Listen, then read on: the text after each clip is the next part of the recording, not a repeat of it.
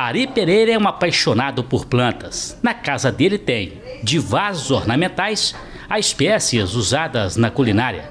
O que não tem na casa do Ari é água empoçada, o que ficou constatado na visita dos agentes da zoonose numa ação preventiva que foi aprovada pelo dono da casa.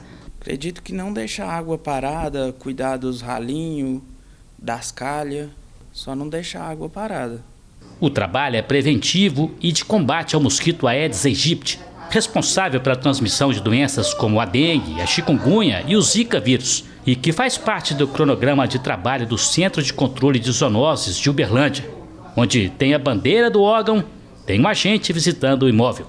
O objetivo é detectar pontos que acumulam água e que favoreçam a proliferação do mosquito, como ralos, calhas e vasos.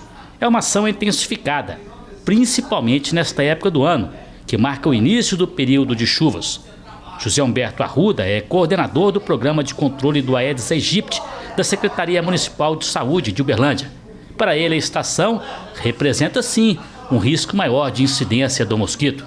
Nós tivemos agora em outubro o retorno das águas, de forma até intensa. Normalmente em outubro não chove tanto, choveu muito. Isso revitaliza aqueles criadouros que estão lá disponíveis, esperando para acumular água e, consequentemente, gera uma possibilidade maior de infestação. Vai haver uma reprodução maior de mosquito, que, por sua vez, transmite as doenças. Apesar da iniciativa do poder público com ações desse tipo, a prevenção definitiva deveria partir mesmo de cada cidadão, principalmente no cuidado dentro da própria casa. Todas as pesquisas até agora apontam 80% dos criadouros dentro dos imóveis.